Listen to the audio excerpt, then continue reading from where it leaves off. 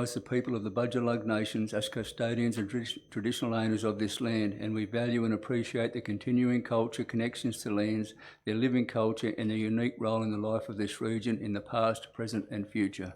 Mr Acting General Manager, could you read the prayer, please? Dear Lord, we meet to serve our Richmond Valley community, to use our resources wisely and well, to represent all members of our community fairly, to make decisions that promote the common good. We recognise our responsibility to the past and the future, and the rights and needs of both individuals and community. As trusted servants, we seek blessings on our deliberations and on our efforts here today. May we act wisely and well. Amen. Amen. Public access. There is no public access requested. But Mr Acting General Manager, I believe we have an auditor presentation on Zoom, online.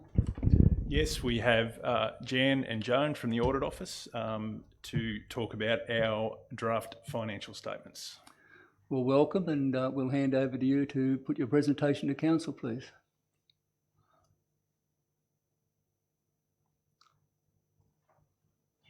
Just checking that you can hear me.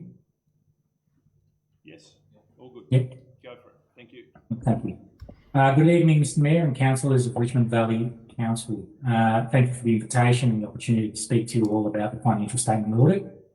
As Ryan has alluded to, JR Leon-Guren, who is the Associate Director, is accompanying me today. He'll bring up the slides in relation to my presentation. He is the team leader on the ground and managing the day-to-day contact, working with management. Mr Mayor, fiscal year 2025, JR, could you check your slides, please, because I think it's brought up your team's chat. Mr Mayor, fiscal year 2025 is the first year Council's financial audit was performed by in-house personnel from the New South Wales Audit Office. Now, previously, the engagement was performed by an audit service provider. However, there's been an active push by the recently appointed Auditor General to really have a larger footprint and visibility across New South Wales. And this is really just to develop a greater understanding and appreciation of some of the complexities local councils face, particularly outside metropolitan Sydney. Mr Mayor, we have completed our audit of the general purpose and special purpose financial statements. I'm pleased to report to Council that we intend to issue unqualified audit opinions for Council's financial statements for the year ended 30 June 2025. What this means is that these financial statements, in our opinion, contain no material misstatements and present fairly in accordance with relevant Australian accounting standards.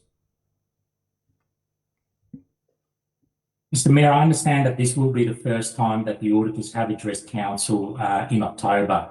Traditionally, this presentation has occurred in November. I do believe that addressing the Council in October seems to run more in terms of aligning the deliverables, given that the Council is required to submit these accounts to the Office of Local Government by the 31st of October. As part of our acquittal process, Mr Mayor, we are required under legislation to provide Council with a report of conduct at the same time the independent auditor's reports are issued. Mr Mayor, this will occur once we've received the certified financial statements from Council and other items incidental to our engagement.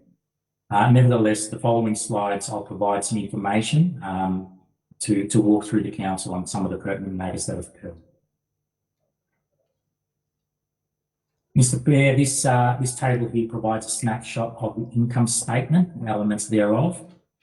You will note that the Council has reported a net operating result from continuing operations of 16.1 million, a reduction of around 10 million from the result in the prior year. Largely driving this result has been a reduction in capital grants and contributions for sporting grounds, parks and facilities, and higher depreciation charges reflecting the increase in the fair value of assets reported on the balance sheet. Council's net asset position, please turn over the slides. Council's net asset position remains relatively stable, marginally increasing from 1.17 billion to 1.21 billion at 30 June 2025, again largely reflecting the operating result for the financial year and valuation movements in the carrying value of Council's non-financial assets. I've also made some commentary here on the statement of cash flow So if we can switch back. Cash flow has remained relatively consistent with that of the prior year, generating 55.4 million in net operating and a steady year-on-year net cash outflow for investing activities. Council will note that the net operating cash flow is higher than last year from financing activities, and that's really reflecting the repayment of existing loans by council and no new borrowings entered into during the reporting year. Mr. Mayor, the report on conduct of audit will also provide some high-level comment on a number of financial metrics, which are presented to you on the slide. They will comment briefly on liquidity and debt. The unrestricted current ratio really measures the council's ability to pay short-term obligations as they fall due. Council's ratio year on year has been relatively stable, with the ratio reported at 2.8 compared with 3 in the prior year. Available cash to cover expenses looks at the number of months of general fund expenditure, excluding depreciation and borrowing costs, and really is just an indicator of how council can fund from its available cash equivalents that are not subject to external restrictions. Final metric there that I present to you, Mr. Mayor, is the debt service cover, which really measures the operating cash to service debt. It is again fairly consistent from the prior year, given there have been no major borrowings, with the key financing activity being the repayment of existing facilities. Mr. Mayor, I provide for council's information some of the upcoming reports that are of relevance to local councils. As you may or may not know, the Auditor General's Office is services the community by 2 specific divisions, one being the financial audit, of which I am part of, and performance audit. One of the reports that will be tabled for financial year 2026 is the local government sector report. Mr. Mayor, this is an annual report, which really just brings together the results of the audits completed for fiscal year 2025.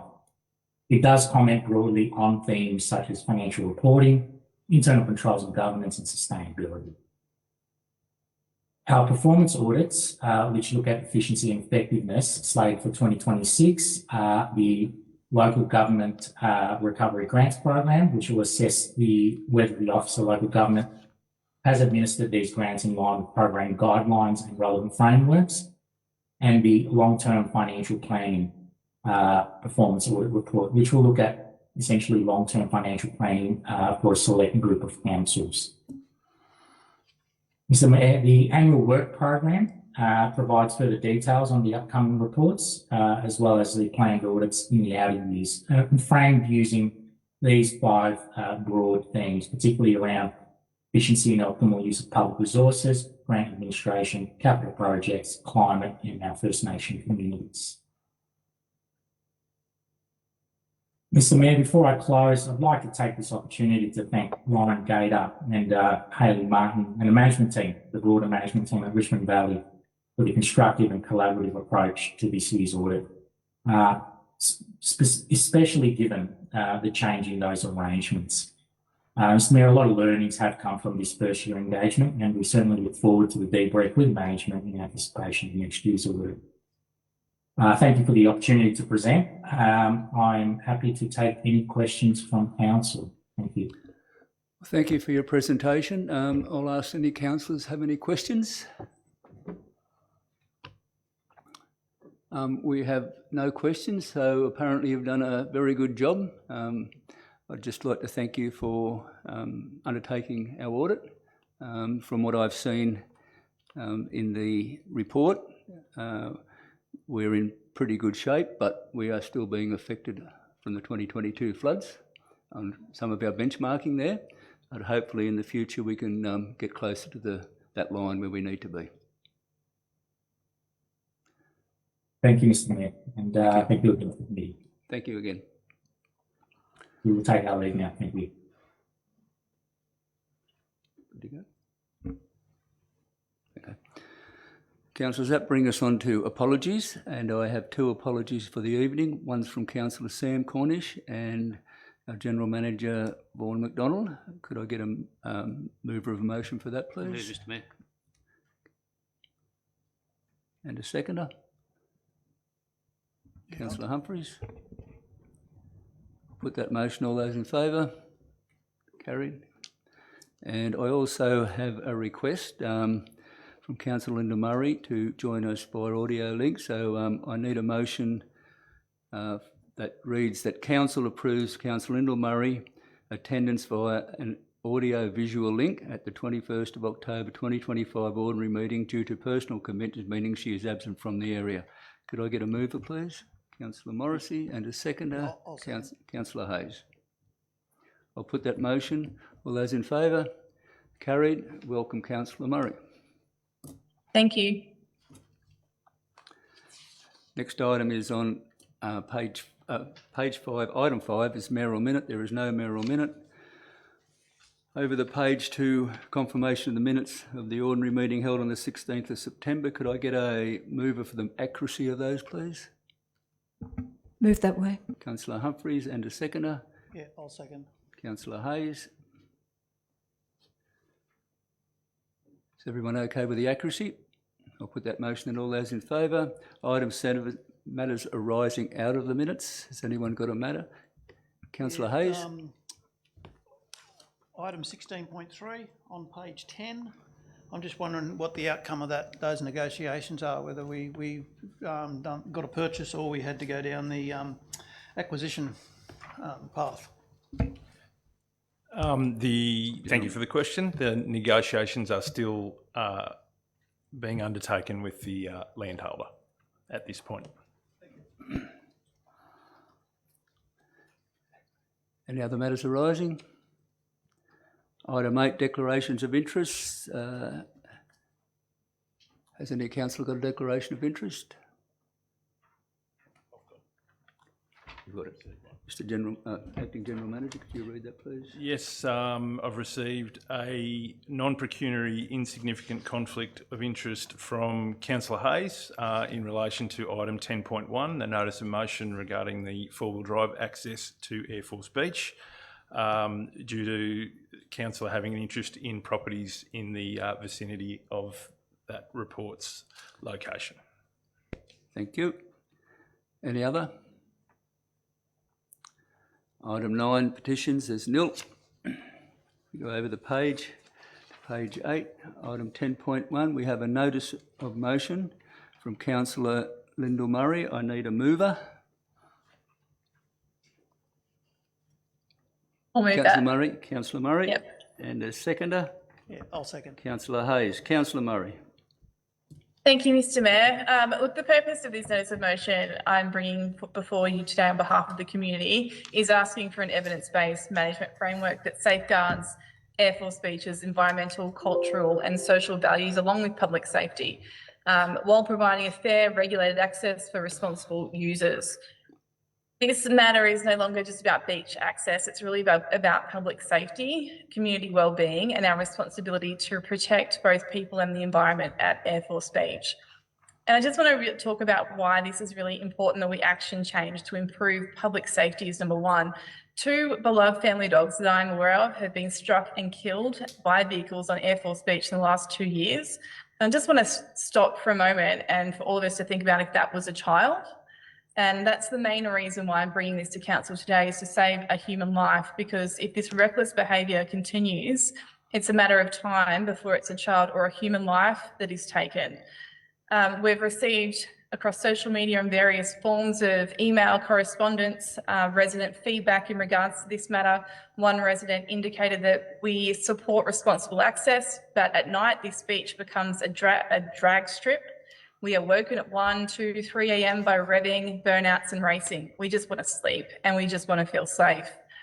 Other feedback that we've received along with evidence shows or indicates cars are doing donuts in the car park, smashed glass on footpaths, signage has been ripped out of the ground, cars are driving through the dunes and vehicles entering and exiting the access points hundreds of times a night.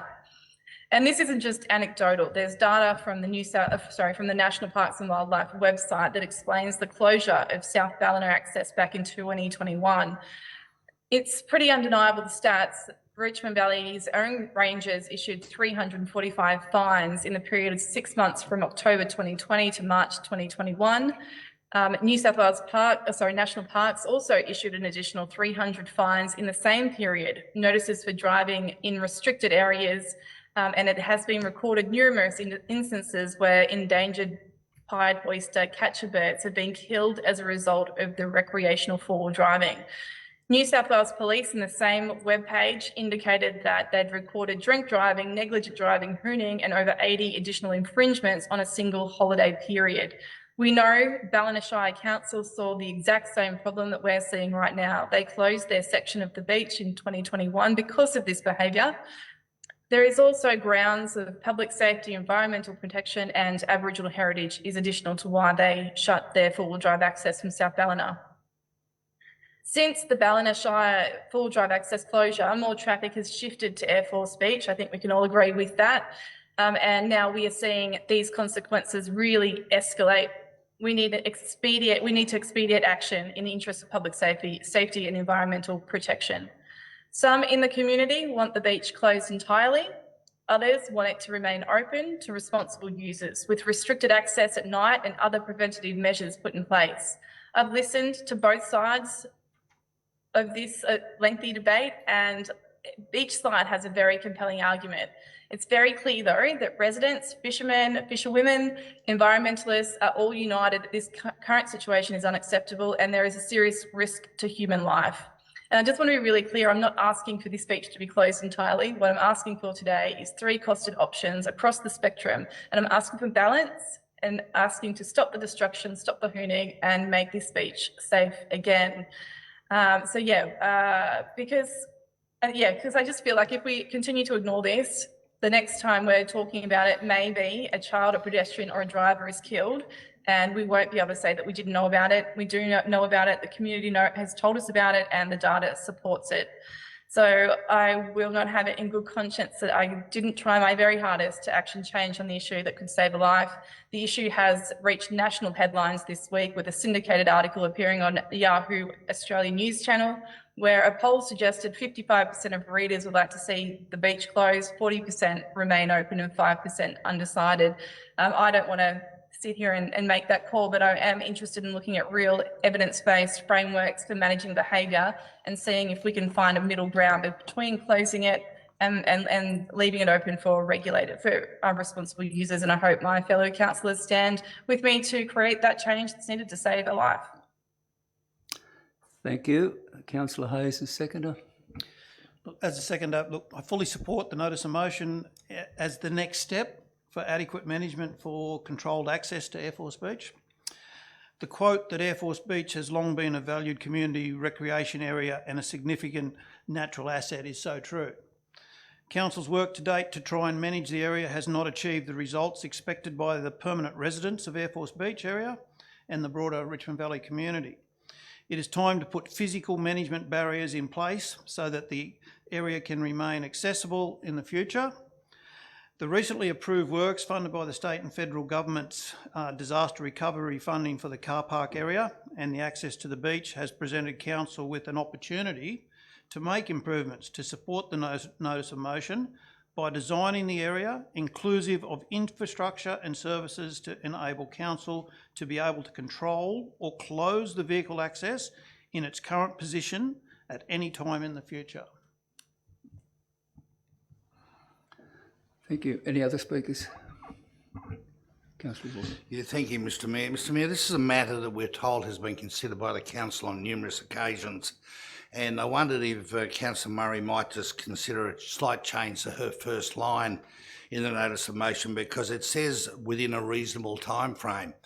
I would have thought that a fixed time in this notice of motion would have been preferable, given the considerations that have occurred in the past, given the reports that have been brought forward to the council. I can't recall how many there were, but I remember being told at the start of this term there were many. Most of the evidence is there, and I would suggest it needs to be a bit tighter than a reasonable time frame. It's summer, and I would ask Councillor Murray to put in the November council meeting. If she doesn't wish to, I'll move an amendment. Councillor Murray. I accept that. I agree with Councillor Walker. There should be a time frame on it. and I accept the amendment or the suggestion. Thank you. I'll ask a question then. That'll be altered till November. I'll just ask a question. I notice it says relevant agencies. What if we don't get any answers back from these relevant agencies? I think that's sometimes we run into problems getting state government to reply to our inquiries. So what, do we bring back a report that hasn't got the information that you want? That's my concern. I know there's many times we try to get something in a hurry and it just doesn't come back. So, With respect, Mr Mayor, this matter has been before the council for many times, which we've been told. This matter has been sought for responses from all those agencies. There is no reason why we don't have on file a response from most of those agencies.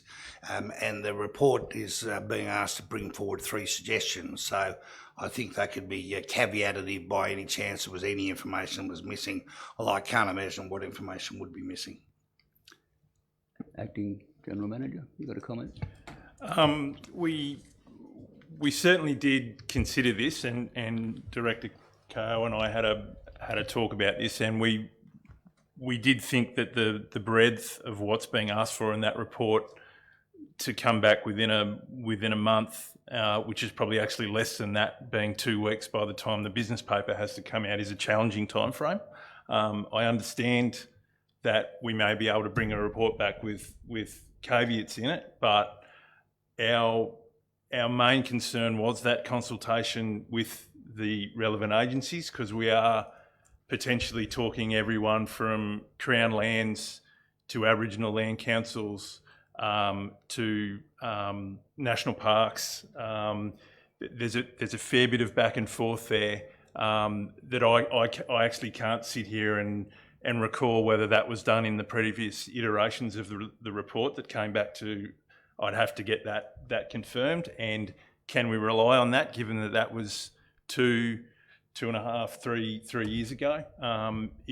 It would make me more comfortable if we reached back out to those agencies, as the notice of motion asks. That is just my view. Obviously, we will do whatever the council agrees to, but I would just state that would be a challenging time frame. Can I ask a question? Yeah. So through you, Mr. Mayor, what would be a date that the acting general manager would feel is a comfortable date, and would Councillor Walker agree with that revised date that you may suggest? It's your motion. It's up to you. So yeah, what I'm asking for though, what is? It's up to you to agree to it. Would December be? Okay, so I'm asking the general manager, what is a time frame that is reasonable to expect the full? Because where I'm sitting at right now is we need to see change. We've seen reports dating back to 2019, as far as I've read, and there's still no action on the ground to improve public safety. So I guess my question to the general manager is a January, I know we don't have a meeting in January, so we're looking at a February date. I prefer to get the full report done and an actionable outcome to improve the public safety. But I would like to know what that reasonable timeframe is from management. If you're suggesting February, we would be comfortable with February. Yep. Can I would probably, sorry. Can I suggest December meeting? Sorry? Can I suggest the December meeting? That's 2 months. If Councillor Murray's happy with that. I'll accept December. I think this is so important because we are going to lose a life. And if we sit here and push these timelines out, it is putting human life at risk. And then that's the reason why I'm bringing this today. It's really not the other issues around it. It's the public safety issue. So the quicker we can turn this around, the better it is we are going to prevent an obscene tragedy that will occur down there if this behaviour continues. So, Councillor Murray, you're going for December? I'll accept December. Okay, and the seconder? Yeah, as a seconder, yes. Okay. Any other speakers? I'd just like to say this has been backwards and forwards to council over a long time. To say that council hasn't done anything is totally wrong. We have shortened the length of the beach and brought it back. Once you could drive over the black rocks, we stopped that. Then we brought it back further. We've changed the dog area. We've got now money for funding to try to make that access safe, because it's very, very dangerous. And on many occasions, the meetings have heard me say, I'm sick of warnings. We need to proactively start finding people. We are, but it needs to happen more. We're still told that, oh, we gave someone a warning. The days of warnings, to me, are gone, totally gone. And council needs to look at that seriously and get that in that report when it comes back in December. Any other speakers? Councillor Murray, write a reply. Thank you, Mr. Mayor. And I apologise. I can hear that there's been some changes made. That said, I think it's really about access management controls in this case, and I think that's what the community are really yelling out for. So again, just to repeat, I am asking for a fair, transparent, evidence-based report that gives 3 costed management solutions, including looking at stronger enforcement, breeding season and time-based restrictions, permit systems, access controls, so we can all make an informed decision that protects both the community and our coastline. Thank you for... Okay, I'll put that motion, and all those in favour? Carried. The meeting will report will come back in December. 10.2, notice of motion, water charges casino food company, submitted by Councillor Hayes. I'd just like to move that notice of motion as presented on page 9 of the agenda. Can I get a seconder, please? Second that. Councillor Murray, Councillor Hayes. In the notice of motion, parts 1 to 3 in the rationale sets guidelines for our water and sewer operations. I'm just going to leave them alone. I'm going to speak on the review in part 4. Okay. This review raised significant issues around water pricing equity and highlighted the current agreement with the food co-op that was originally negotiated in late 2011 and put in place in July 2012 under pressure from members of the Richmond Valley community, I believe. A follow-up to this review in July 2024 indicated that this agreement was extremely generous and provided a cost saving for that year based on their average their water usage of approximately $1.6 million. This will continue to increase as we move forward with this agreement in place. A media statement from the Meatworks management soon after the agreement was signed in 2012 was, "This is a gift that will keep on giving." At this time, there was and still is argument that this water supply contract is acceptable by the majority because the food co-op is a large employer and brings economic stimulus to the Richmond Valley community as a whole. The report requested in this notice of motion needs to address the following items so that the community understand the implications of this agreement. And they are, what benefit do lower river areas gain from such an agreement? That's probably putting my local hat on. What is the cost to other water users in subsidising the shortfall from the food co-op? Is this type of agreement is only on offer because the business is a large employer? To be fair and equitable, should the same deal be offered to other large employers across the entire Richmond Valley area? Councillor Murray, as seconder. Thank you, Mr. Mayor. I thank Councillor Hayes for bringing this notice of motion to council. I have a really simple stance on this issue.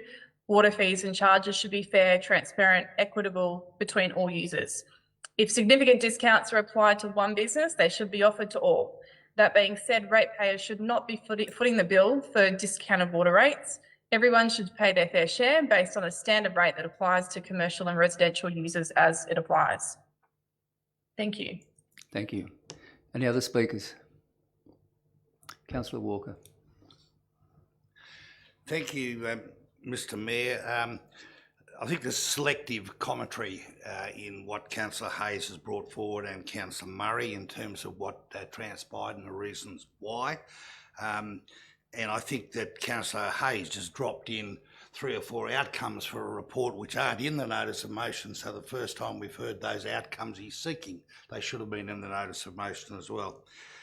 I was the negotiator on behalf of the council at the time, therefore I have an interest, and I refrain from getting too involved in the debate because of that. I'll need to check my notes and my position on it, but I'm a great believer in, I have been in the past, I should say, a great believer in supporting the meatworks and the water supply.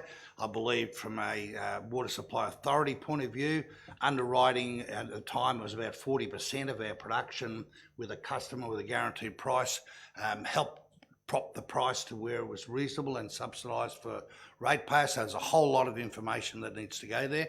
I don't mind it coming back. I think you should always review these things and always make sure they're up to date.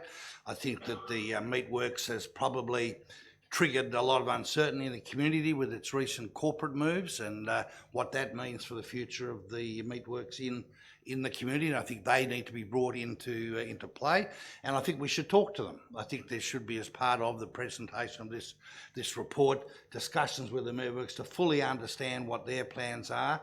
Because last time, if I recall, and again I'm going on memory, they do have options to manufacture, or did have options to manufacture their own water, and that option, which was considered at the time, was serious. And if we had allowed that to happen, it would have changed the total dynamic of the calculation of the fees for all of our residents anyway. So it's a complex matter that's not just simply theoretical equity between all ratepayers, whether you're lower river or upper river. So I have no issue with the report coming forward, but I think it's just got to be broad, it's got to be unbiased, it's got to avoid things like the effect on lower river residents per se. And I think you have to talk to the Meatworks about what their plans are for water going forward and what effect it might have on the council's water supply and water supply production. So if that's understood, I'll support it. I'm unlikely though to support in the end any measure that negatively affects the operation of the Meatworks. Thank you. Any other speakers? I'll just wait until we get this report. It needs to be a very in-depth report. As Councillor Walker said, there are a lot of issues at play here. But I will say the water industry has changed over the last 10 to 15 years, hugely, especially by some government legislation where you can't have cross subsidies. So we need to look at that. There are other areas that do subsidise water in local government, but overall, usually the user pays. Any other speaker? Right, a reply. Look, in its current form, the contract, I'd like to see the current agreement withdrawn as soon as possible. I know there's legal implications around that, but we need to look at that. And the third co-op placed onto current commercial water charges, while parts 1 and 2 of the notice of motion are reported back to council and a resolution to suit our current water pricing is achieved. Thank you. That ends the debate. I'll put that motion. All those in favour? Carried unanimously. Councillor Murray, you? Yep. Yep. Carried unanimously. Page 11, mayor's attendance. I'll move that. I'll get a seconder, please. Councillor Morrissey. Any questions? Put that motion. All those in favour? Carried. Councillor Walker, in favour? Thank you. Delic's reports, nil. Matters determined without debate. I'd like to call 17.1. Any other councillors? No, I'll call 17.2 also then.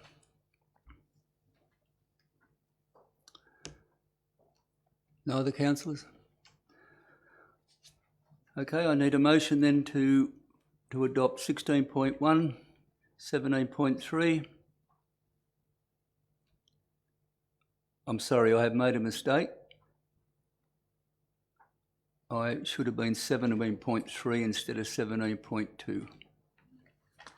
So I now need a motion of 16.1, 17.2 and 17.4. Is that right? Yep. I'll move.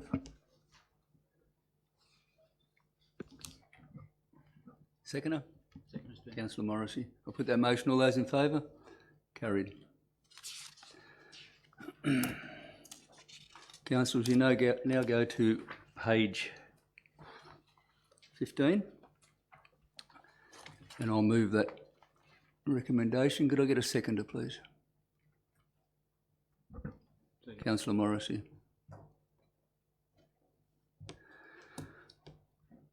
Councillors, I'm going to go through this for those viewers in the gallery. Councillors have had a briefing on this. It's a pretty big change to local government code of meeting practice for all councils across the state. So I'm going to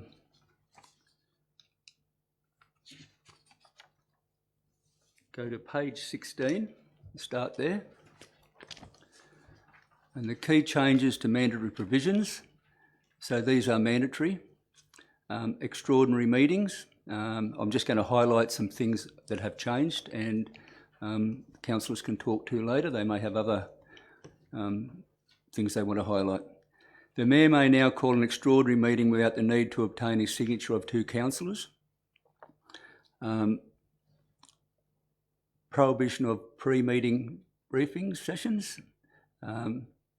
The 2025 Model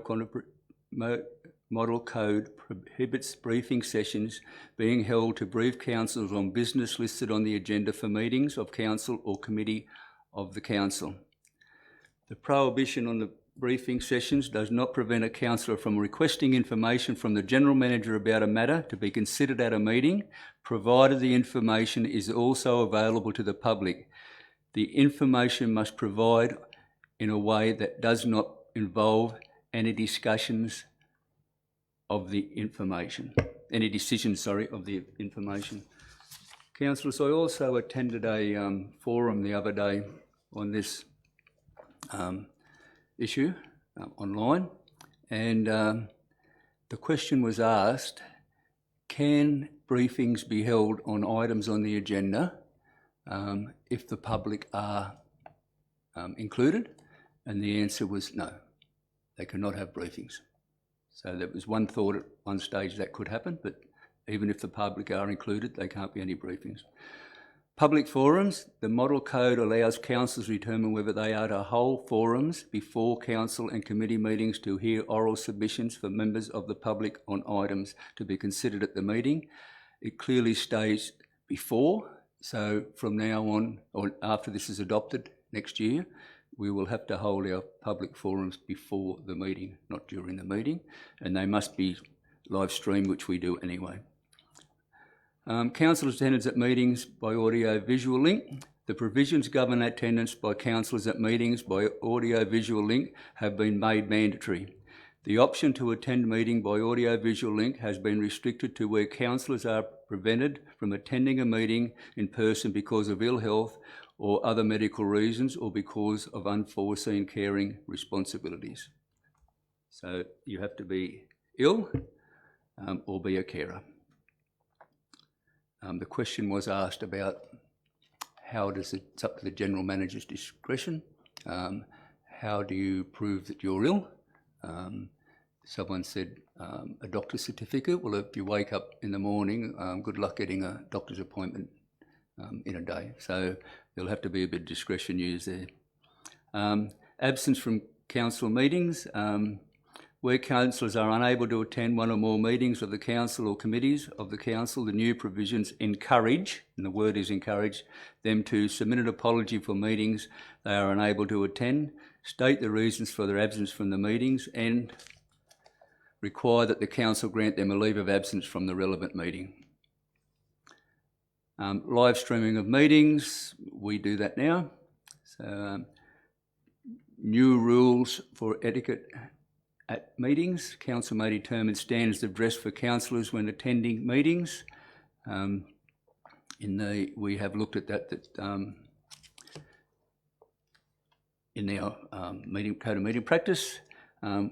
Where physically able to, councillors and staff are encouraged to stand when the mayor enters the chamber and when addressing the meeting. That is not mandatory. That is encouraged to. Where we go with that, we will decide in the future. Mayoral minutes. The restrictions on the mayoral minutes under the previous code have been removed. A mayoral minute may be put to a meeting without notice on the matter or topic that the mayor determines should be considered at the meeting. Rules of the debate. This has been changed. The rules of debate have been simplified and the rules governing the foreshadowing of motions and amendments have been removed. It remains open for councillors to foreshadow that they intended to move an amendment during the debate, but there is no longer formal rules governing this. An amendment has been made to clarify that there is nothing to prevent a further motion from being moved at a meeting on the same item of business where the original motion is lost, provided the motion is not substantially the same as the one that was lost. The mandatory clause providing councillors with the option of reducing the duration of speeches to less than 5 minutes has been removed. So councillors will be entitled to their 5 minutes. Voting on planning decisions, we comply with those recommendations now. Representatives by the public on the closure of meetings, that's up to council how they want to deal with that. Council can still ask the gallery if they'd like to have any input to why the meeting wasn't closed.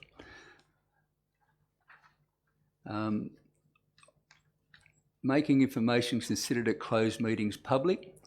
Consistent with ICAC's recommendations, the General Manager is required to publish business papers for items of business considered during meetings that have been closed to the public on the Council's website as soon as practicable after the information contained in the business papers ceases to be confidential.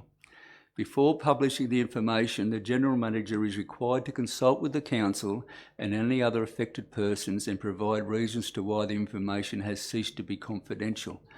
I'm not sure how that's going to be handled. If you have a person under financial hardship who can't afford their rates or their water or something else, how do you ever release that information about someone? I think it's detrimental to those, so that would have to be worked out how you can retain information about someone's private business. And also the General Manager will have to consult the Council. He must have to send emails out or in a closed Council meeting, because he can't do it at information sessions because they're banned. So there'll have to be some further information on those.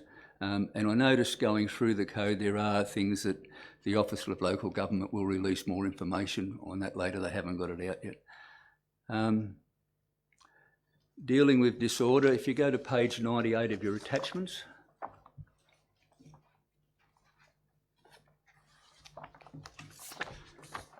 In our draft,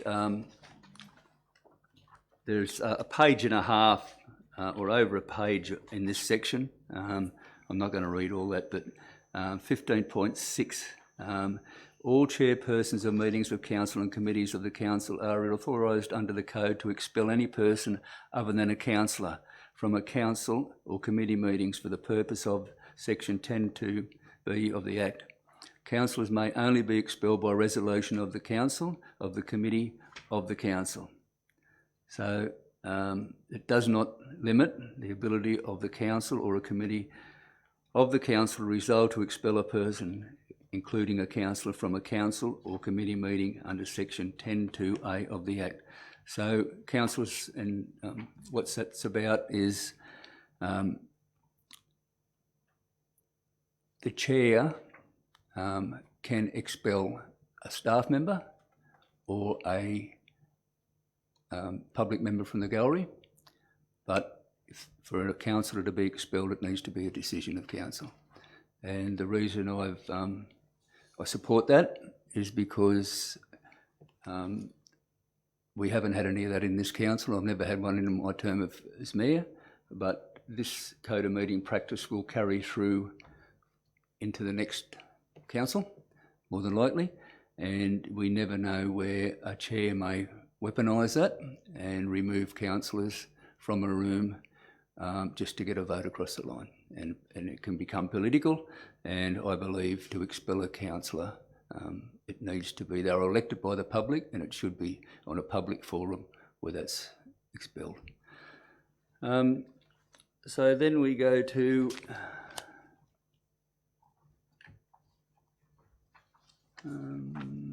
I'll just note that this will be on a public exhibition. I think it's 42 days, and off the top of my head, and it'll be presented at the December 2025 ordinary meeting to allow for compliance of the Act and the regulations to be used in our February meeting or an extraordinary meeting before, if we need to. Now I'll go back to Councillor Morrissey as seconder. No. Is there any other speakers? Two questions, if I can, Mr. Mayor. Sorry? I've got two questions, if you Yes. don't mind, Mr. Yep. Mayor. So just, does the document go on public submission to allow local residents or voters to easily identify what's changing from the old model to the new model? Is that part of this process or not? Acting General Manager. No, it will just be the draft code that we've put on exhibition for adoption. Okay. And second question? So this is a community question, so forgive me because this is not an area of expertise for me, so I'm trying to learn quickly. What non-mandatory provisions and or supplementary provisions are there in the updated draft Richmond Valley Council Code of Meeting Practice? Will members of the public have them clearly displayed so they can provide full and meaningful feedback? I think what they're saying is that it is quite confusing to go through both of those documents and really articulate what is changing, and wondered whether there's a way we could communicate that to everyday people in a way that is really that is digestible, so we can really make it clear what is changing, and as this does go out into the general public. The mandatory ones will have to be done. The other ones we can get back to them, I suppose. If someone asks the question, we can answer it. Councillor Walker. Thank you, Mr. Mayor. I'd like to move an amendment to the motion if I could, and the staff have a copy of that amendment. But whilst I fully support the changes to the code in full, and I'm delighted with some of those changes, as people will know, particularly with opening up council meetings and putting them online. But one of the consequential effects of not having an information session is the loss of the ability of councillors to raise general business. The clause 9.16 in the mandatory clause prohibits questions being put forward unless the question concerns a matter on the agenda. So this change will allow, obviously, the general manager, who is generally responsible for all matters on the agenda, to put on what he likes. The mayor has been given the ability to add any item in the mayoral minute that he thinks is necessary to be considered.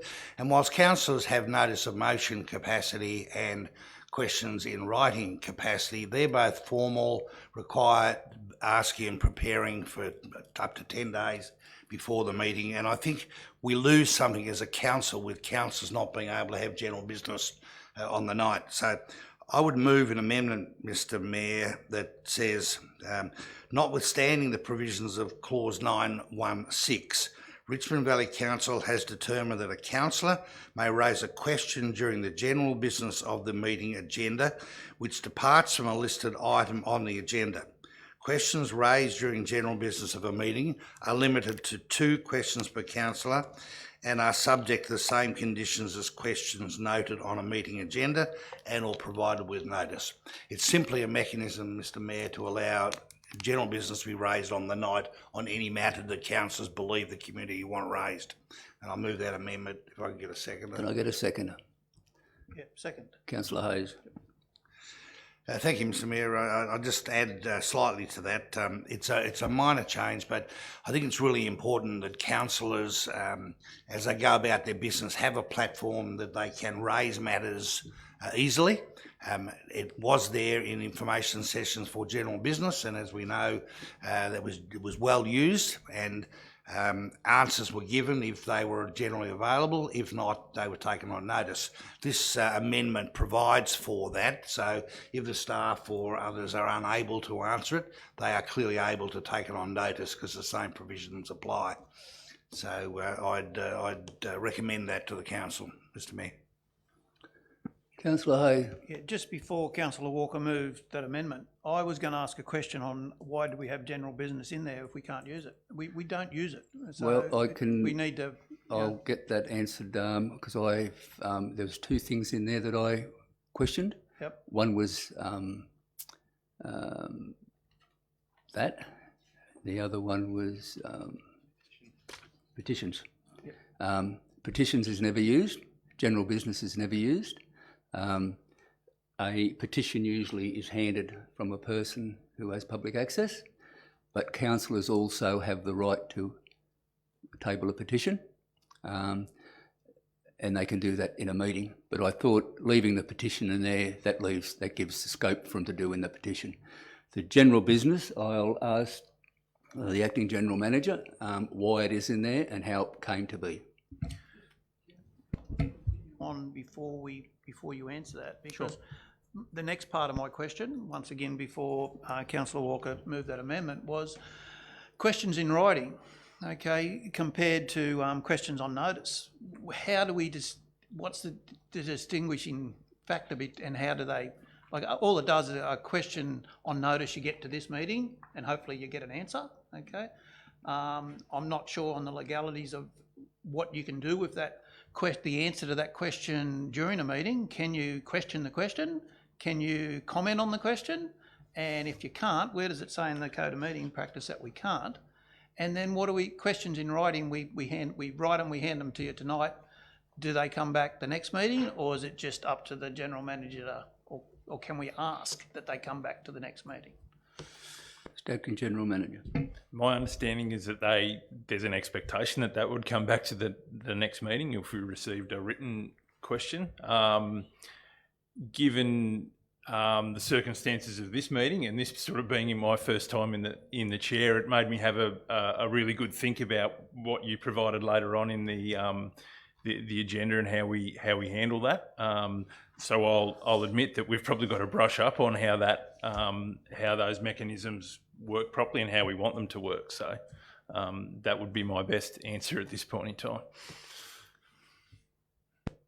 Could you address that issue about the general business? Yep. How it got in the agenda? So we had a bit of a look into this today about when that general business line started to get into our council agendas.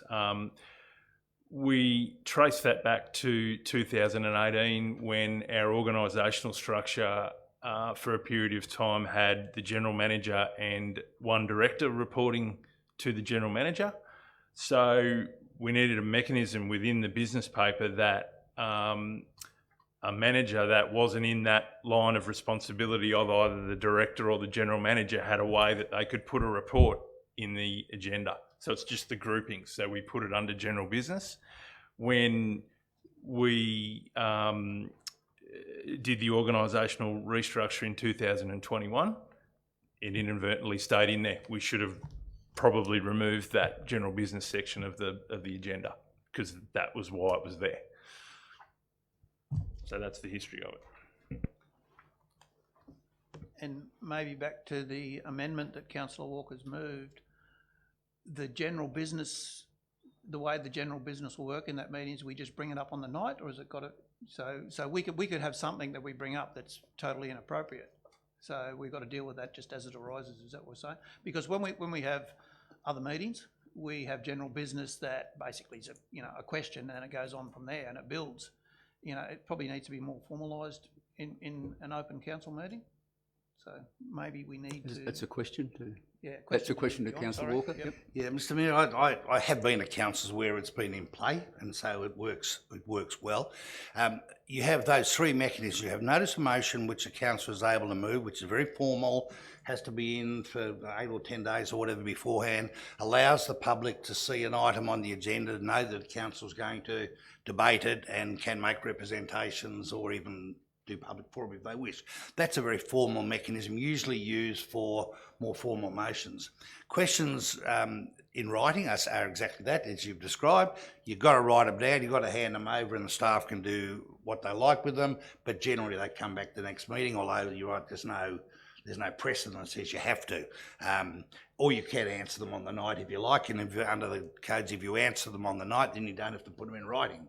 So a lot of general managers will do that. They'll simply answer it with a 1 or 2 line answer and it's done. What this general business is about is those matters that occur between, when you've done formal meetings, when you're talking to ratepayers, you want to get it on the agenda. As I say, general managers can put what they like on the agenda. As a result of this change to the code, the mayor can put matters on the agenda that he likes on the night with mayor or minute. And I think councillors as a representative should have mechanisms to informally raise matters at meetings, because without an information session, we're likely to meet once a month. And so there's things that are happening. So yes, it needs to be controlled, but the mayor is always the person who determines what is relevant, what is decent, what is acceptable. So that mayor always has that authority, and it's a question that's got to have dignity. You're only allowed 2, and the general manager or acting general manager can simply do as they do in writing, take it on notice or answer it. And often they're the small things, these things. They're not the big motions, they're the small things. I was approached by somebody today about significant drainage matter. Can the general manager please investigate it? Whatever it might be, it's that sort of thing. Hope that answers. Any other speakers? I'm going to speak against the amendment. I've just had a bit of a scratch around, and if you go to page in the attachments, if you go to page 38, consideration of business at council meetings, business that can be dealt with at a council meeting. And remember, councils are formal meetings of this organisation. Business that can be dealt with at a council meeting. The council must not consider business at a meeting of the council.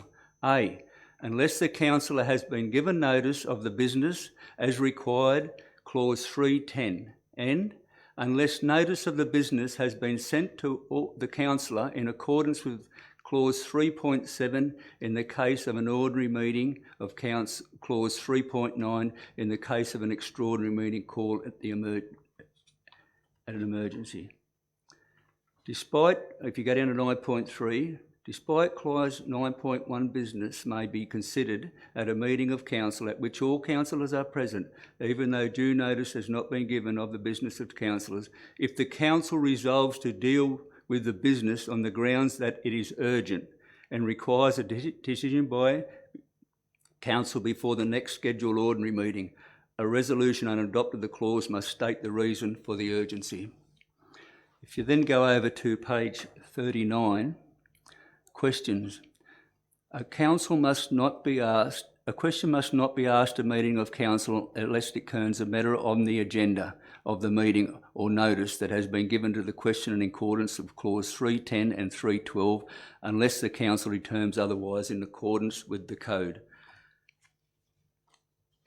I don't believe that, and just that 3.10 and 3.12 that I just mentioned are on page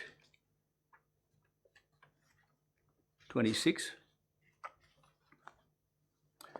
and they are for notice of business for council meetings.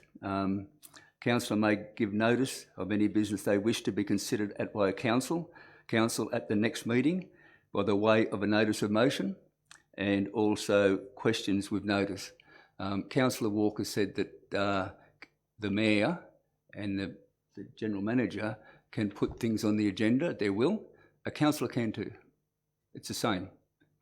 with a notice of motion and a question. They also have a matter of urgency. So there's 3 options they can do there. And just to say again, a question not be asked at a meeting of the council unless it concerns a matter on the agenda of the meeting, or notice has been given of the question in accordance with clause 310 and 312, unless the council determines otherwise in accordance with the code. I don't believe what Councillor Walker is proposing is in accordance with the code when I read all that code of meeting practice. Sorry? Yeah. Yep. Mr Mayor, thank you for that, and that was my concern as well. I actually sought advice from our governance team to ascertain whether or not they believed it was possible for the council to add a clause, a non-mandatory clause. The advice was they believe that clause 916 allows for the council to determine otherwise to this prohibition, so it's a non-mandatory clause, but they believed, as I did, that you were able to add a non-mandatory clause to your meeting agenda. I think you can do that.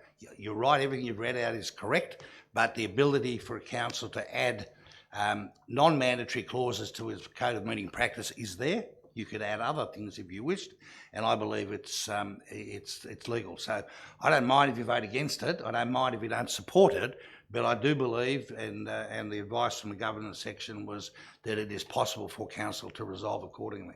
Therefore, I move the amendment. I believe it to be a legal amendment or acceptable legal amendment, and I'm happy for it to be defeated or accepted, but I do believe we have the right to No, I have accepted it. I have accepted it. But I do believe we have the right to do it. Yeah, that's why I've accepted it, but I don't believe it's in accordance with the code, personally. Any other speakers? Councillor? Yeah, mine's a bit of a scramble, but I would like to make a comment. I don't support questions that aren't related to agenda items. If there's not an answer available at the meetings for a question, which I wouldn't expect staff to know what could be up to 14 questions each night. We currently do have the notice of motion. We have questions on notice. We could make it a rule that they must be answered the following month. I don't know of any instances when they haven't been, but that could just be, that would come into being.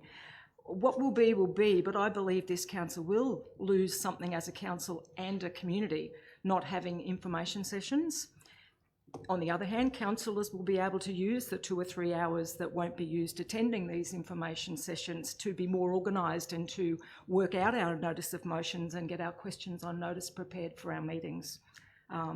Thank you, but I won't be supporting the motion. Any other speakers? All right, I'll take the right of reply. Councillors, as you know, I've been on council for a while, and I've always seen formal agendas come out in all that time. And I've been on a lot of committees. The Rouse doesn't have it. I don't know any other council that has it. I'm pretty sure there'd be none in the JO area. The JO doesn't have it. I just think it has to be a formal meeting where the agenda comes out.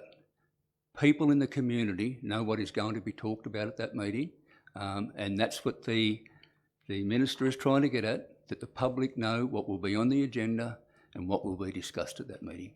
And you start popping these questions up, they could go anywhere, those questions. You wouldn't know, it may not even be totally what's happening in the organisation. It could be something about something else. So there's no guidelines there, and I cannot support it. So I'll put the amendment first. You've got your light on, Rob. I've just closed the debate. Sorry, but I did say I'm going to close, so yeah. I'll put the amendment. All those in favour of the amendment? 3. Against? 3. The amendment is defeated. I'll now put the motion. All those in favour of the motion? Declare it carried. Oh, against? I'll declare it carried. Thank you. Everyone's recorded. Yep.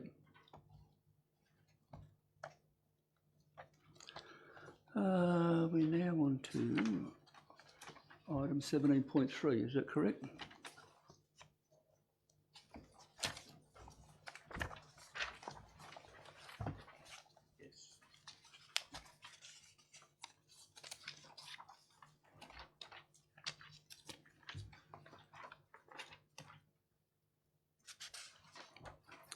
Councillors, if we go to page 24,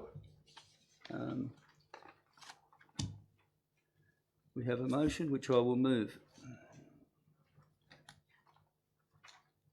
The seconder, please. Second. Councillor Humphries. Before I start, I believe we have Mr. Acting General Manager a short presentation just on this to bring the council up to date. Yes, we've been And the community and Gary. joined by our Manager of Finance, Hayley Martin, who's just going to run us through a couple of comments on the draft financial statements. Thank you. So the Audit Office of New South Wales provided a high-level overview of our financial result earlier tonight, and I thank them for that. I'll just take this opportunity to outline some of the key factors influencing this year's result. Council's financial performance for 24-25 included an operating surplus of 16.1 million with a net loss of 15.7 before capital grants and contributions. Council's key performance ratios remained consistent with previous years, as outlined in the report, with 5 out of the 9 ratios being met and those below benchmark being largely influenced by fluctuations in grant funding and in the impairment of assets following consecutive natural disasters.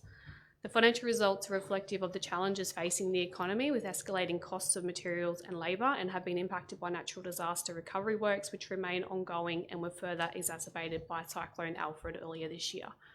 The federal government's advance payment of the financial assistance grant was only 50% in 24-25 compared to 85% in the previous year, resulting in income from operating grants being $2 million below budget.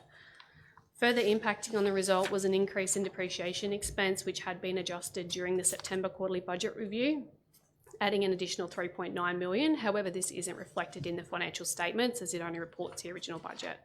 Similarly, net loss on disposal of assets was adjusted in the September quarterly budget review following last year's results to $2.2 million. Both of these results have been impacted by the current economic market in terms of increasing costs of construction and resale values for assets, along with the indexation rates we are required to apply annually. Over the past 10 years, Council's operations have increased substantially, with our total investment in the community increasing from 65 to 173 million per annum. Natural disaster restoration works will continue to impact Council, with its internal management of claims and delivery of works putting further strain on resources and funding. But again, this isn't unique to Richmond Valley. During the year, unexpected expenses were funded from higher than expected interest income, including higher than expected employee and material and service costs. Overall, Council's financial position is sound, with net assets of 1.2 billion, including cash and cash equivalents of 80 million. Available working capital is sufficient to manage our day-to-day operations and continue to provide safeguards against unforeseen and unbudgeted expenditure. The balance of our internal reserves remains satisfactory despite continued disaster recovery works and the completion of consecutive large capital works program, and is sufficient to fund future budgeted works. Following tonight's meeting, the financial statements will be signed and issued. Our audit opinion will be issued hopefully later this week, of which we are expecting an unmodified audit opinion, as mentioned earlier by the Audit Office. The statements will go on public exhibition for a period of 28 days, with any submissions reported to the December Council meeting. These signed financial statements are also required to be lodged with the Office of Local Government by the 31st of October and will be presented to the public at the November meeting of Council. Thank you. I'll now go back to the page 24. I want to, I know I have a seconder, but I just picked something up in that address, and also looking through the agenda. The recommendation part 3 talks about the public exhibition and the submissions, but it doesn't have in there the time that it will close. I think we need to get something in there of the on 25th of November that it will close there. part 3 of the recommendation. It says in the report on a couple of pages that there, on page 30, with submissions closing at 4 p.m. on Tuesday the 25th of November, inspection on 4 p.m. on the Tuesday the 25th. I just think we need to get that date into that recommendation.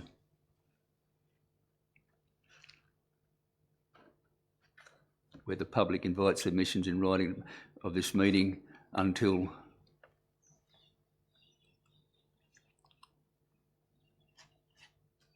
there's just nothing in the recommendation about when it closes. It's quite clearly on the last few words on page 30. Seconder okay with that? Yes.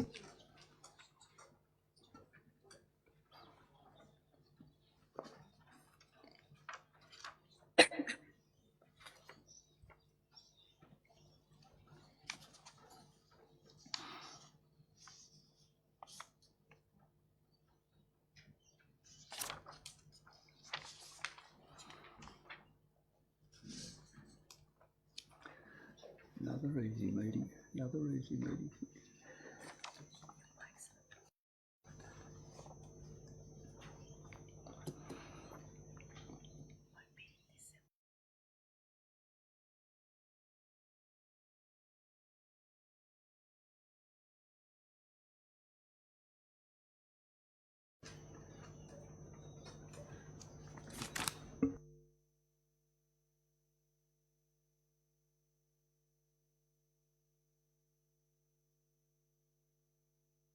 Yes, thank you.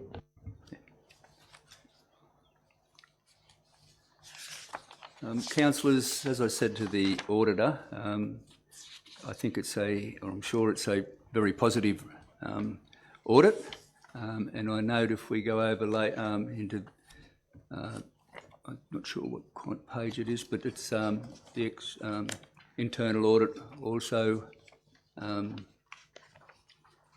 went to them, so they've had a look at it on page 59. Matters for information. They've had a look at it. I might ask the. It just says that the committee receives a NOTC engaging closing report and draft annual financial statements for the year ended 30th of June 2025. Was there much discussion at the meeting? Acting General Manager, or was any concern there? I attended that meeting.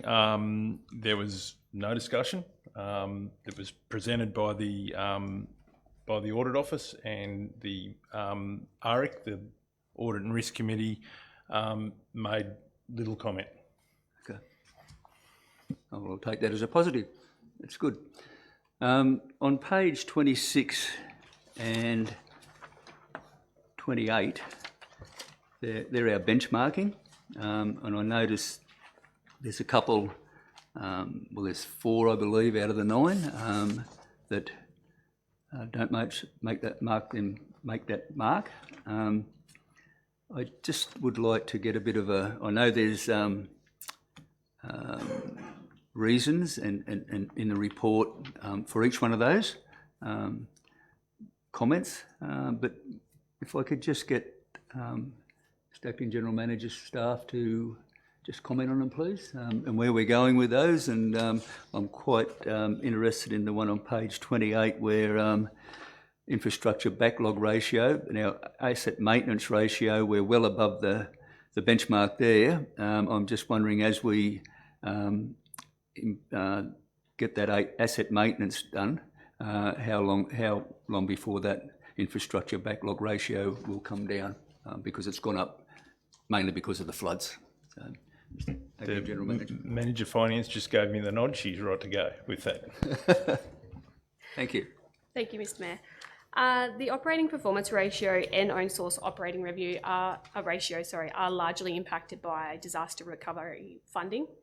So where we do have a natural disaster, as we have had consecutively for a number of years, the revenue that we receive from that is, for the first part of the stage of that disaster, is treated as operational.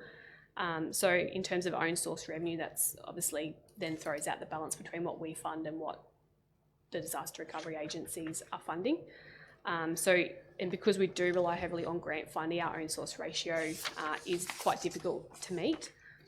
Further impacting the operating performance ratio, as mentioned in the report, is the payment of the financial assistance grant, which we have no control over how that is paid. Some years they'll pay 50%. Previously they've paid 85% in 1 year. So that does, we have to recognise that in the year that it is received, which does then impact our ratios as well. In terms of the asset ratios, the infrastructure backlog ratio is heavily impacted by impairment or damage to our current assets from natural disasters as we continue with the restoration of those assets, which will continue for a number of years yet, that we should see that ratio come back down. But given the environment that we live in, further natural disasters are inevitable, so getting that below benchmark for where we are could be challenging. But we are doing, our best, and we have, prior to the previous years, managed to reduce that quite significantly. Okay. Thank you. Has any other councillors got any questions? Oh, hang on. Sorry. Councillor Humphries? No, thank you. Councillor Walker? Thank you, Mr Mayor. Mr Mayor, as the council's representative on ARIC, I'd just make a comment, and that firstly is congratulate the staff on the excellent work they've done and the way they manage the council's finances. I think they do an outstanding job. But I have an issue that I really want to explore in the ratios as well, Mr Mayor. And I don't know whether it's better raising it in ARIC or here, but the trouble I find when we continue to use the floods and disasters as almost a mask for our true management of our ratios, it's easily lost as to what is happening with our core asset maintenance, infrastructure maintenance and the like. And so we can say the ratios are out because of the floods, we can say it's out because of grants, but somewhere we have to drill down underneath that and see what our core asset infrastructure is and how we are maintaining those and what are the ratios that relate to that. Because if we just keep saying every year, we can't really tell because the flood money, the grant money, the restitution money, all of that's there, we'll never really understand. And one day we're going to go, oh hell, we're in trouble, or gee, we've done that well, and I don't know where it is. So, Mr Mayor, the question probably is, would the staff prefer to take that to an ARIC meeting where we can drill down a little bit more, understand how those ratios are going, excluding disaster, or whether Hayley might have a comment tonight? Mr Deputy General Manager. Not to speak to Hayley, who is the champion of our internal audit function at council, but I would think ARIC would be the most appropriate place to raise that. Thoughts? Yeah, and I might just add, the reporting of ratios wasn't deemed compulsory this year from the Office of Local Government. They've actually removed them and they are unaudited as they have been in the past as a part of our financial statements. They are re-looking at ratios because of that disparity between councils that are impacted by natural disaster as we are, and those in Sydney that may not be as impacted. So they are looking at the ratios that they want or think councils should report on. So I do look forward to seeing what they come up with in that space. How far is that away before they'll give guidance there? I haven't seen an update lately. Okay. It's been talked about for a number of years. The first movement we've seen is having them removed as a compulsory item. So we'll just wait and see what comes out of that.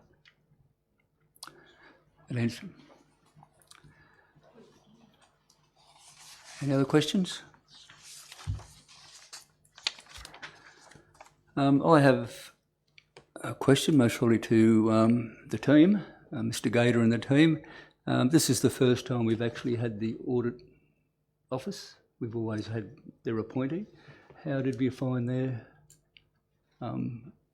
process? I'll let Mrs Martin answer that. Just remember they were full of praise for years. Yeah. So. Look, the processes were different to what we were used to.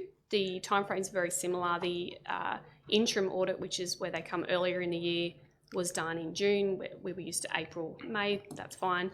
Overall, the processes were slightly different, but they were fantastic to deal with. And yeah, we've met our deadlines to date. So yeah, we look forward to receiving the audit opinion later in the week. Through you, Mr. Mayor, being the first year of their audit though, the amount of information we had to supply so they could get their head around our council was a lot more than what we'd normally have to supply over the previous years. Yeah. But it's been a good learning curve for years. Oh, definitely, and I think you know, the audits moving forward, if the audit office continues to have their staff do them, I think we'll become, they'll get more comfortable with how we do our financials, and it'll get easier. Yeah. And any other questions? Mr. Mayor, can I comment on that too? Yeah, I'm sorry. No, you're right. Just an experience, which is a bit of a warning sign. When I was in West Australia as a CEO, the government introduced the Auditor General's Office to local government. Two things happened. Three. One, exactly right, more work, more information required, but two things happened. The government weaponised the negatives in the collective audits of all local governments to attack local government. So where there were weaknesses, they collected that data and really were able to leverage attacks on local government, which was quite a negative and scary. And you can't do anything about that. But you know, if you put 100 councils that get these results, it really can become powerful. And the second observation was the fee doubled every year for the 4 years following, whereas private sector auditors tend to keep their fees very reasonable. The government just freely double, so you end up paying a significant amount more for more work. Any other speakers? I move that, so I will close if there's no other debate. As I said, I think it's a positive report, and it'll go out now to the public for comment. And I'd just like to, you aren't going to get all the accolades. I'd like you to congratulate your whole team on this outcome, because it's just not the higher level. It's a lot of work that goes into this. And so pass that on behalf of council, that we appreciate what they've done for us. Please do. Thank you. I'll put that motion then. All those in favour? Carried unanimously. Excuse me, Mr. Mayor, can we scroll back to 17.1 just to see what I was reading it then. I don't know if it's quite right.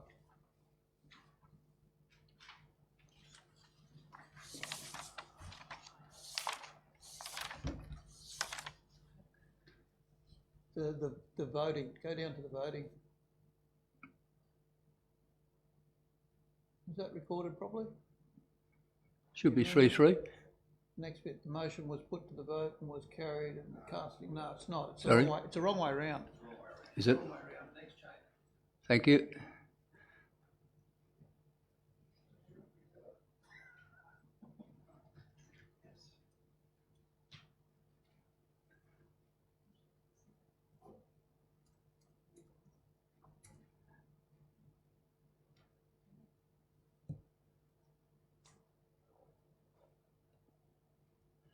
We good?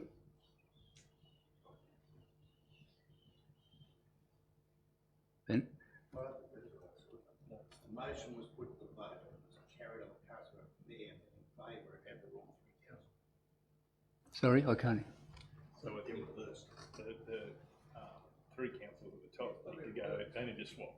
Need to swap around. Wrong three in favour, wrong three against. Favour against, just don't get favour against.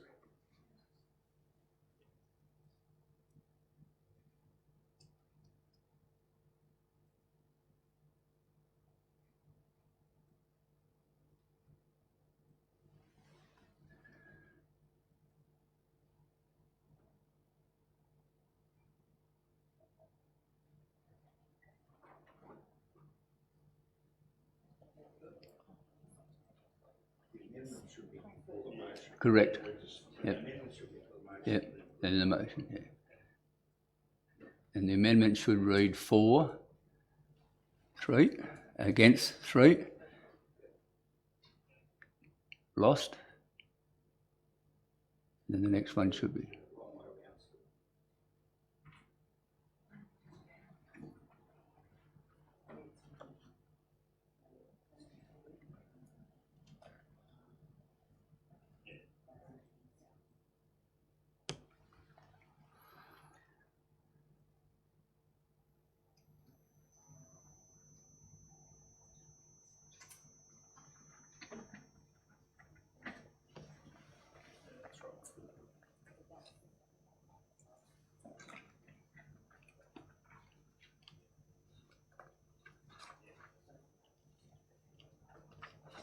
Good. Thank you. Thank you, Councillor Hayes. I put that motion, didn't I? Yep. Okay. So we're over to page 3218. There's no general business. 19 matters for information. Could I get a mover, please? Councillor Morrissey and a seconder. Councillor Second. Humphries. Councillor Morrissey. Councillor Humphries. Any other? Can I ask a question on 20.1? The response to my question on notice? I think that's separate. That's not in matters for, Oh, it's the next one, sorry. yeah, Yep, it's over next one, Rob. Yep, I'll wait for the next. Yep.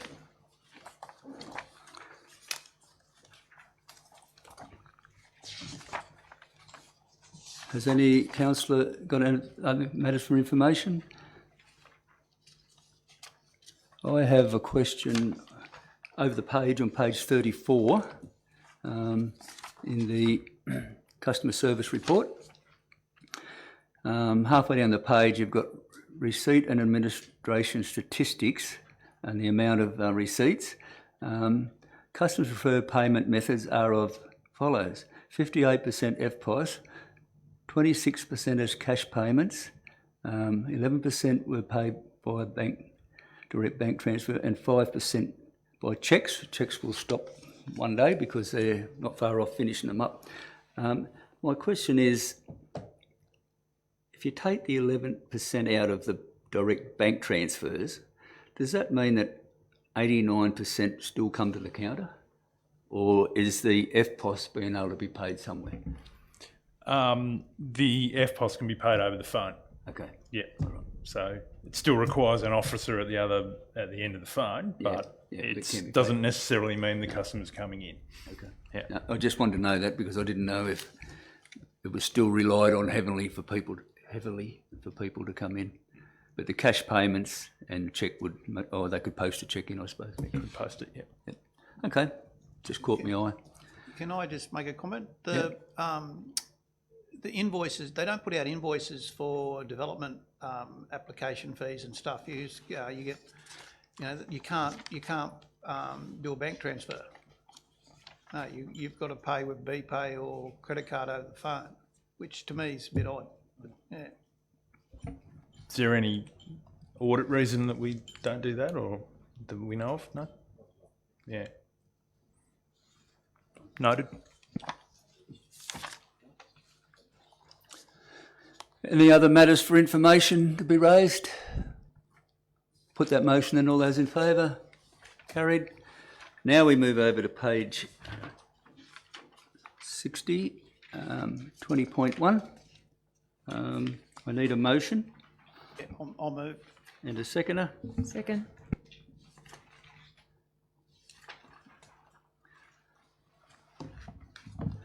I'm happy with the answer to the question. It's been well presented, and the recommendation is as written. I would really like to ask a question. I'll just explain something. I'll I know be in waiting for this. previously Yep. we have allowed questions. While I was looking through all our minutes, and I'm going to be a bit lenient here, but after February, if this is correct, it says the chairperson must not permit discussions on any reply to or refuse to reply to a question put to a councillor or council employee. So in the past we have, so I'm happy to go through until we adopt our new code of meeting practice. But next year I'll get that confirmed if it does way over to here. So ask your question. It's a simple one. In the second paragraph in your response, it says, on new development sites where public and privately owned and where scale warrants. So, sure, is there a scale? What is the scale? Director Kale. Through you, Mr. Mayor. In this instance, with new development sites, the scale is very much discretionary, whereby, if it's of a significant development and there would be population that generates enough capacity to be requesting, or that for us to be negotiating for or requesting through a state significant development feedback process for additional social infrastructure, soft infrastructure or hard, that's where we would be needing to heed that and advocate for our community's needs, whereby it is a smaller development and we're talking about, something in the likes of a couple of new dwellings, then obviously that doesn't add that enough capacity to be warranting the scale to go down that track. Does that answer your question? Not entirely. So if I bring the iron gates into that discussion, what type of infrastructure do they have to put in for sporting fields and open spaces with the size and the scale of that development? I know you're new to the job and it's probably going to be hard for you to answer, but yeah. Again, through you, Mr. Mayor, the Iron Gates is significant and it is going through the State Significant Development Assessment process. And the steps there essentially allows us as council to be providing feedback at relevant stages. Unfortunately, we do not get to decipher and determine what gets required and requested of that development site. The EIS process that accompanies a typical SSD, State Significant Development, does require that development and the landowner and the developer to actually do their due diligence around needs assessment and looking at sporting, recreational, open space provisions, whether that be in RE1 or RE2, public versus private. That's a negotiation process that the developer will go through. But ultimately, we don't get that immediate dictation of what is needed. We can put forward our own assessment of the need, but a lot of that will be up to the conditions that is set by the state government for this particular development. Just one more item. So when a development happens, and the answer to this question that I asked leans towards us not wanting to take on these types of recreation facilities because of the cost of maintaining them, and I don't think that's a good reason not to have them included in a development. So I don't know where that goes to, but I'm just wondering. Yeah. That opens up sort of other conversations down the track, whereby if the developer identifies lots that are potentially either useful as open space or gets required by government to be open space, at some point in time there may be a dedication to council kind of discussion that needs to take place, and at that point in time, obviously us, yourselves as councillors and through the management executive team, we would need to come up with a way to assess what that means for us and potentially either undertake a planning agreement to or dedication of land to be classified as operational or community use, and if it is open space, that community classification. I hope that provides a bit of context for you. I think we need to move on. Yep, thank you. Thanks for letting me ask those questions. And you've always got the opportunity to send an email through and ask some questions. I need to put that motion. All those in favour? Carried to adopt that. Questions for the next meeting in writing? Do we have any questions? No? We now move over onto page 62, item 22, matters referred to closed council. I made a recommendation to go into closed council. Move, Mr. Mayor. Councillor Hayes, and a seconder. Councillor Morrissey. Seconder, Councillor Humphries. I was looking at Councillor Hayes, and he put his hand out, and then I heard it from the right. Mr. General Manager, has there been any written representation made regarding this meeting going to closed council? None received. Are there any verbal representations from the members of the public? Nope. I'll put that motion then. All those in favour? Carried. Councillors, you have an agenda.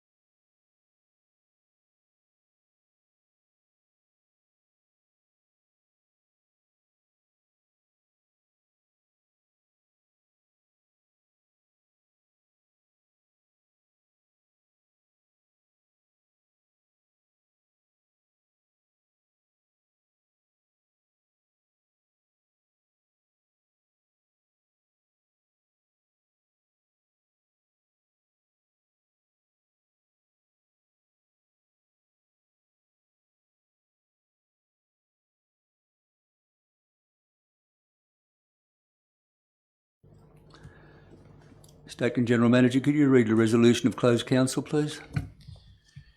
In the item 22.1, tender VP 464381, design and construction of the NRLX effluent management system, Council resolved that 1, Council declines all tenders for tender VP 464381, design and construction of the NRLX effluent management system, due to all submissions presenting potential delivery cost or scope risks, applies clause 1783E of the Local Government General Regulation 2021 to authorise the General Manager to enter direct negotiations with suitably qualified contractors with a view to procure works that provide Council with the best outcome both from a financial and delivery perspective, and to finalise terms of the contract or agreement and affixing the seal of Council where necessary.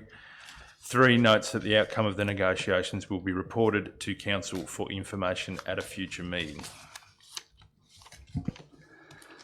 Thank you. That finishes the meeting. I'll close it and everyone have a safe trip home, please. Thank you, Lyndall. Bye.